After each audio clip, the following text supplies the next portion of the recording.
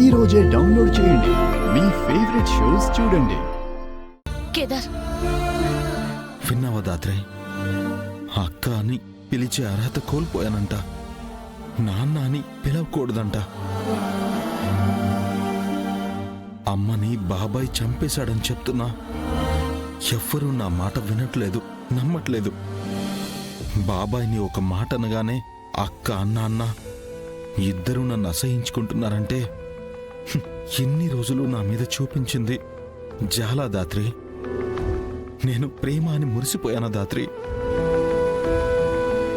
వదిన వాళ్ళు నీ మీద కోప్పడింది మావయ్య గారి మీద అరిచినందుకు కాదు కేదార్, మావయ్య గారి మీద చేయి చేసుకున్నందుకు. అంటే మా అమ్మని చంపేస్తే అడగకూడదు, అవమానిస్తే చూస్తూ ఊరుకోవాలి. ఎలా దాత్రి? నువ్వు అడగలేదన్నయ్యా, అరిచావు. నీ ఆవేశంలో నీ బాధ అక్కడ ఎవరికీ కనిపించకుండా పోయింది. నిజం తెలిసిన వెంటనే మనం ఇక్కడికొచ్చి కూల్గా మాట్లాడుంటే ఇవాళ ఇక్కడ పరిస్థితి వేరేలా ఉండేది. అంటే నువ్వు కూడా నేనే తప్పు చేశానంటున్నావా దాత్రి? కొంచెం జాగ్రత్త పడుంటే బాగుండేది అని చెప్తున్నాను.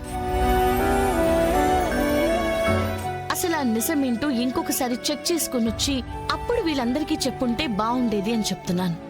బాబాయి అమ్మని చంపేశాడు, అదే కదా దాత్రి నిజం అని ఖచ్చితంగా ఎలా చెప్తున్నావు కేదార్? ఏంటి దాత్రి ఏం తెలియనట్టు అడుగుతున్నావు? తాతయ్య చెప్పారు, అమ్మ డైరీలో కూడా అదే రాసుంది కదా. నిన్నటి వరకు ఉన్నారని కూడా తెలియని తాతయ్య వచ్చి ఒక డైరీ ఇచ్చి ఏదో చెప్తే అదే నిజమని గ్యారంటీ ఏంటి దాత్రి? అని మావయ్య గారు వదిన అడిగితే ఏం చేస్తావు కేదార్? మన దగ్గర దానికి సమాధానం లేదు. ఎందుకంటే మనకి నిజమేంటో అనేది ఖచ్చితంగా తెలీదు. కళ్ళతో చూసింది చెవులతో విన్నది నిజం అనుకుంటాం, కానీ ఒక్కసారి ఆగి అక్కడే ఆలోచించుంటే నీకింత ఆవేశం వచ్చేది కాదు కదా. మా అమ్మ చావుకి కారణం సొంత బాబాయ్ అని తెలిసాక కూడా ఏం ఆలోచించాలి దాత్రి? ఎలా ఆలోచించాలి? కరెక్టే, కానీ తాతయ్య నిజం చెప్తున్నారని అసలు మన గ్యారెంటీ ఏంటి? అయినా నీ గురించి మీ అమ్మ గురించి మాత్రమే మాట్లాడుతున్నారు, కానీ నీ తోడబుట్టిన ఇంకో బిడ్డ గురించి ఎందుకు మాట్లాడడం లేదు? అసలు ఆ బిడ్డ ప్రస్తావనే తీసుకుని రాలేదు. అంటే ఆ బిడ్డ ఉందని తెలీదా? కానీ అత్తయ్య గారు ఆఖరి వరకు ఆయనతోనే ఉందని చెప్తున్నారు కదా. మరి అలాంటప్పుడు తెలిసి ఉండాలి కదా.